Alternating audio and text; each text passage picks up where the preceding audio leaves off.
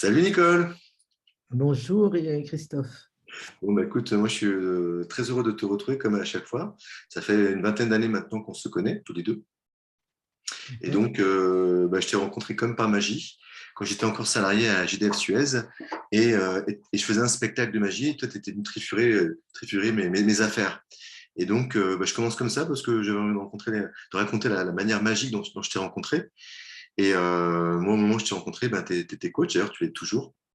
Est-ce que tu peux nous parler un peu de toi? C'est une bonne idée, je vais parler de moi. Donc oui, c'est vrai, je suis coach, mais avant d'être coach, j'étais dans l'industrie pharmaceutique. J'ai fait un virage pour faire du coaching, après avoir fait plusieurs formations et avoir partagé avec différentes spiritualités. Et mon métier de coach m'a appris beaucoup de choses, mais aussi tous les stages, les formations, les remises en question, la psychanalyse, le bouddhisme euh, et bien d'autres choses m'ont permis d'évoluer et d'avancer. Et puis, je suis coach et j'ai voulu, en tant que coach, aller un peu plus loin parce que le coaching, pour moi, était avant tout mental, c'est-à-dire remettre en question le sens de notre vie, surtout sur la vie professionnelle, mais interroger bien souvent notre mental plus qu'autre chose. Donc, je me suis formé au coaching énergétique, qui est d'autres façons d'approcher le coaching. Et puis, mon parcours a fait que j'ai rencontré un maître Reiki, donc je me suis formée, je suis devenue maître Reiki. Je suis également en formation en massage essénien, qui est l'apprentissage cette fois au niveau du corps, d'ailleurs comme le Reiki. Et puis, je suis en formation en médecine chinoise, c'est-à-dire que là, on rentre même à l'intérieur du corps et ce qui m'intéresse avant tout, c'est l'énergie. L'énergie avec laquelle on vit, avec laquelle on est, et avec laquelle on partage, et avec laquelle on va créer aussi de multiples choses. Et donc, voilà pourquoi j'ai envie de transmettre et puis d'aider ou de permettre aux gens de découvrir ça, cette énergie qu'il y a en eux et l'énergie qui nous entoure et comment on fait avec cette énergie? Qu'est-ce qu'on fait? Comment on fait? Voilà. Ce que j'adore avec toi, c'est que quand je viens chez toi, c'est toujours la tonne de livres que tu es en train de lire. Tu es toujours en train d'étudier des tas de choses. Alors, pour revenir à cette énergie dont tu parles, on peut en parler dans les couples. Comment tu l'observes, toi, cette énergie dans les couples? Alors, dans les couples, l'énergie peut circuler très très bien dans un couple, hein, il y a aucun problème. Elle peut aussi très mal circuler, c'est-à-dire qu'il y en a un qui peut s'accaparer l'énergie de l'autre ou l'autre s'accaparer l'énergie de l'un. Mais si l'un s'accapare l'énergie de l'autre, c'est que l'autre lui a permis de prendre cette énergie-là. Et si il lui a permis de prendre cette énergie-là, c'est que peut-être il n'a pas conscience de son énergie, et d'entre autres dans son énergie d'amour pour lui ou pour elle. Donc il est important, avant de partager, de reconnaître qui je suis en tant qu'être, entre guillemets, de lumière ou d'amour, ou cette énergie qu'il y a en moi, qui me montre que je suis un être assez magnifique, mais en ai-je conscience et comment faire pour en avoir conscience? Si je suis un être magnifique, peut-être que l'autre en face, c'est pas peut-être, l'autre est aussi un être magnifique. Mais si je le regarde avec les schémas de mon ego ou de mes projections, peut-être que je vais le voir qu'avec une partie de moi qui n'est pas tout à fait juste et plonger dans la partie qui n'est pas tout à fait des blessures de l'autre. Donc, à moi d'accepter aussi cette partie-là et de le reconnaître. Donc, c'est intéressant au niveau du couple.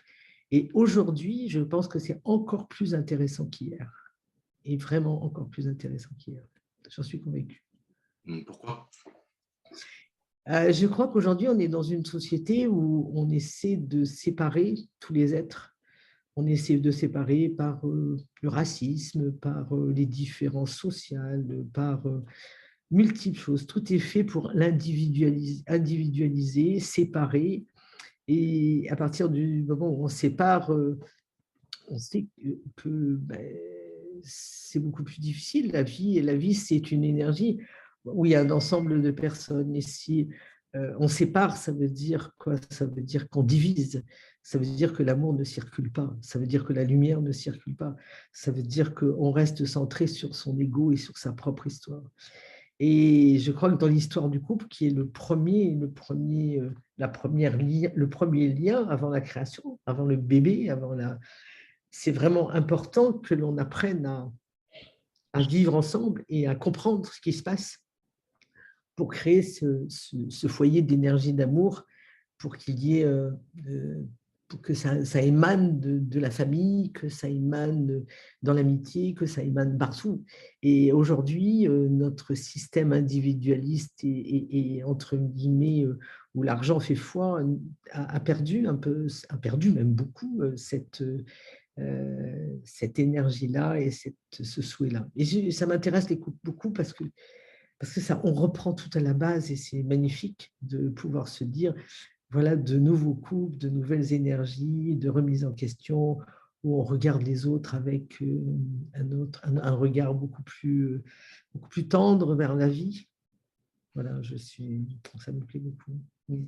Quand tu parles d'ego, tu parles des blessures qu'on récupère de notre enfance, de nos parents, de notre histoire. Je pense que quand je parle d'ego, je parle d'un système, comme disait Annie Marquet, d'un système de défense qu'on a mis en place par rapport à toutes nos blessures et à toutes nos failles et avec tout notre mal-être et le fait d'être mal aimé. On a mis un système en place qui fait qu'on se solidifie pour pouvoir exister vis-à-vis de l'autre. Et bien souvent, ce système nous empêche de montrer la lumière qui est en nous et d'avoir confiance en la vie. Alors que l'objectif, c'est d'avoir vraiment confiance et d'oser être ce que je suis et de permettre à l'autre d'oser être ce qu'il est malgré ses blessures, malgré ses failles, malgré tout ça, parce que ça, on sait qu'on l'a tous, mais on va apprendre petit à petit à libérer ces failles. Ça, c'est pas un problème.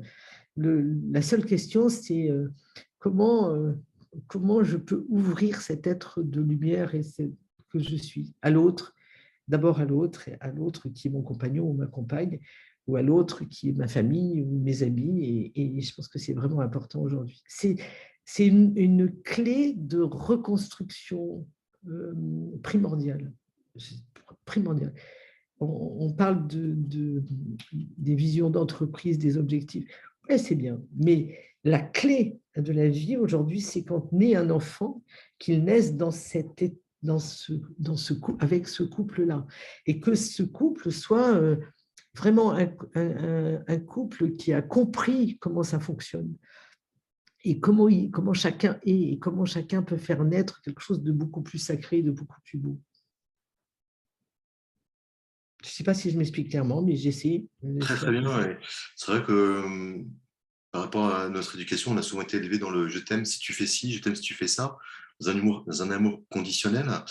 Et dans le couple, en général, je trouve que c'est pas si fréquent de trouver des couples qui s'aiment de manière inconditionnelle.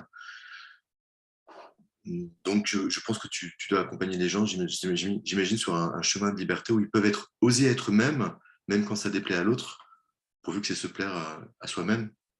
Je suis clair là? Ce serait un peu différent. C'est oser se plaire à soi-même, oui, mais ça ne veut pas dire déplaire à l'autre.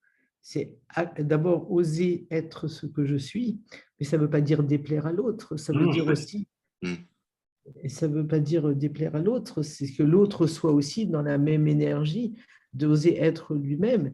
Et bien sûr qu'il peut y avoir des malentendus, des malaises, etc. Mais ce qui est intéressant, c'est de pouvoir en parler en acceptant que chacun a un endroit, peut-être une blessure ou pas.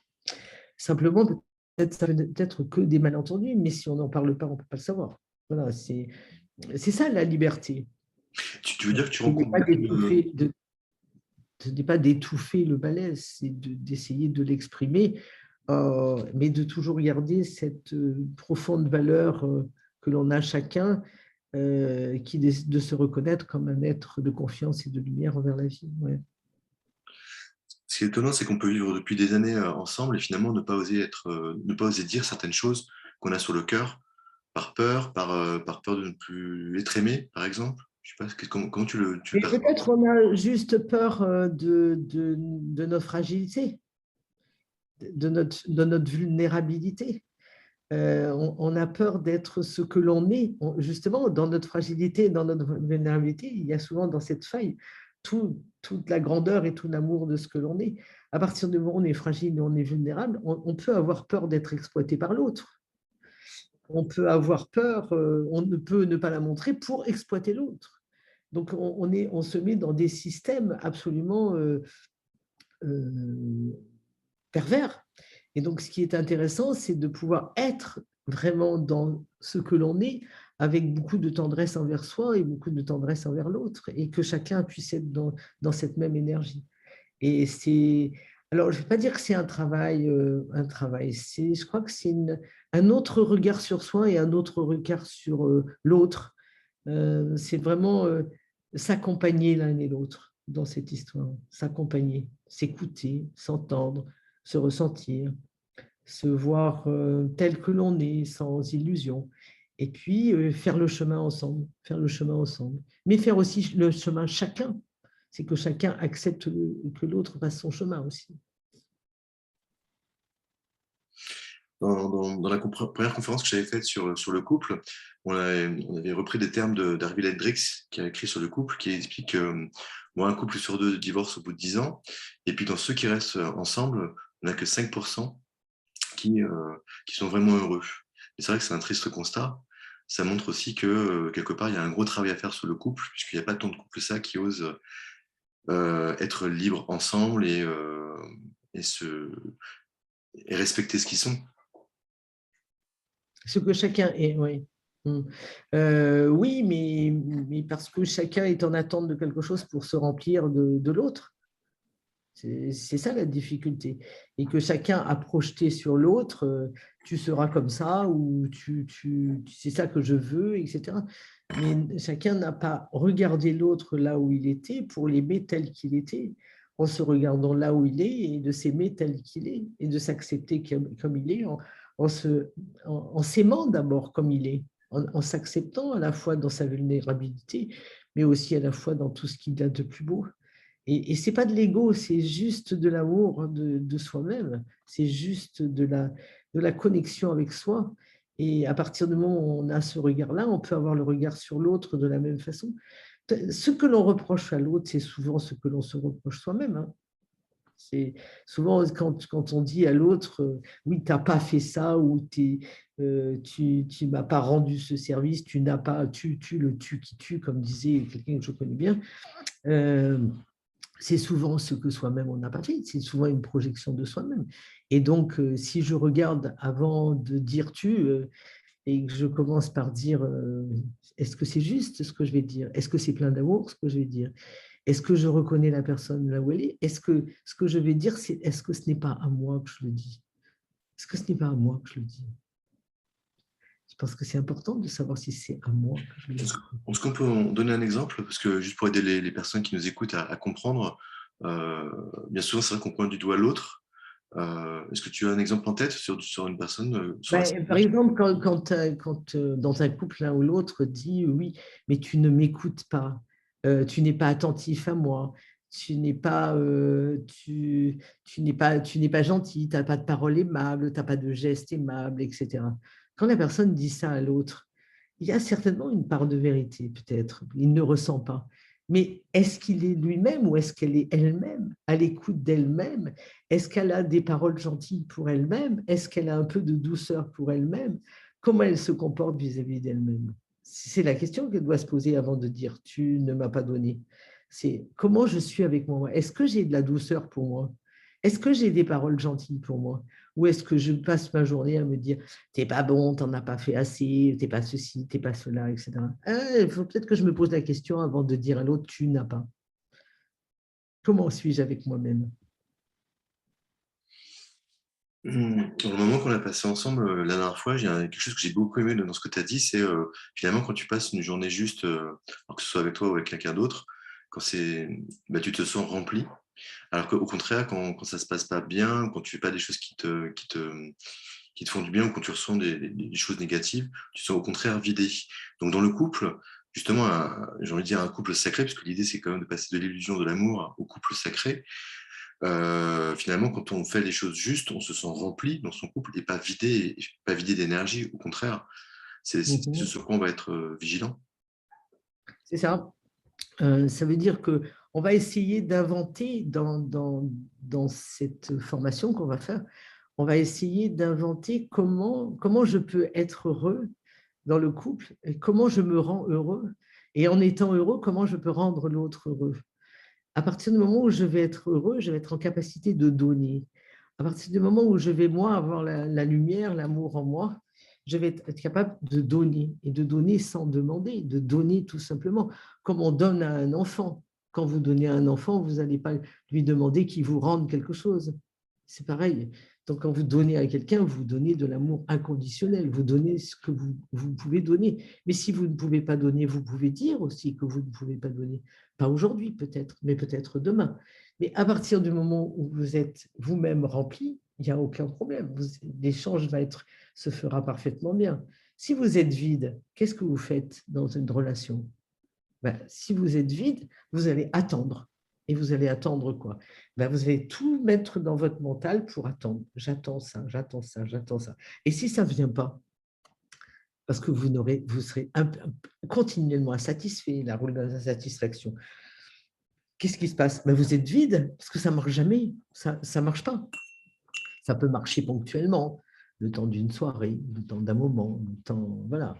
Mais ça ne marche pas. Donc, l'objectif, c'est d'abord de se remplir soi-même et de savoir que l'on s'aime et qu'à partir du moment où on est bien rempli soi-même et qu'on est bien OK avec soi, bien aligné entre sa tête, son cœur et son corps, on a toutes les chances de pouvoir donner et de recevoir aussi, parce que on pourra recevoir, accepter ce que l'autre nous propose, même si ce n'est pas juste pour le moment, sur le moment, mais accepter que l'autre est à un autre endroit et qu'on peut recevoir ce qu'il nous propose.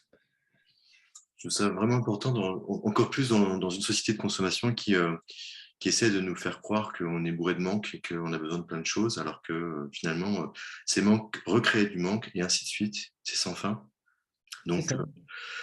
si on arrive à se couper de cette illusion de manque et d'insécurité, eh bien, on se rend compte on a On a énormément. tout. Mm, mm. Et oui, parce que l'objectif, c'est de la société, bien souvent, c'est de créer des besoins, alors que les besoins, de quoi on a besoin? On a des besoins de manger, boire, dormir. Et puis ensuite, le reste, c'est des besoins d'aimer et d'être aimé. Mais à partir du moment où on s'aime, on s'aperçoit que les besoins sont assez. Ça se fait facilement, quoi. Je veux dire, ça ne demande pas. On ne va pas se remplir avec des bonbons et des gâteaux toute la journée parce qu'on n'est pas aimé. Enfin, si on s'aime, on n'a pas besoin. Alors, tu nous as dit plein de choses intéressantes justement sur le fonctionnement de l'ego. Et donc, l'idée dans tout ça, pour aller vers un couple sacré, c'est d'aller vers, alors je vais reprendre des termes que tu dis souvent, c'est d'aller vers son âme. Comment on pourrait expliquer ce que c'est que aller vers être dans son âme? Est-ce qu'on peut le définir? Ça, c'est un autre atelier, mais on peut commencer là. C'est-à-dire que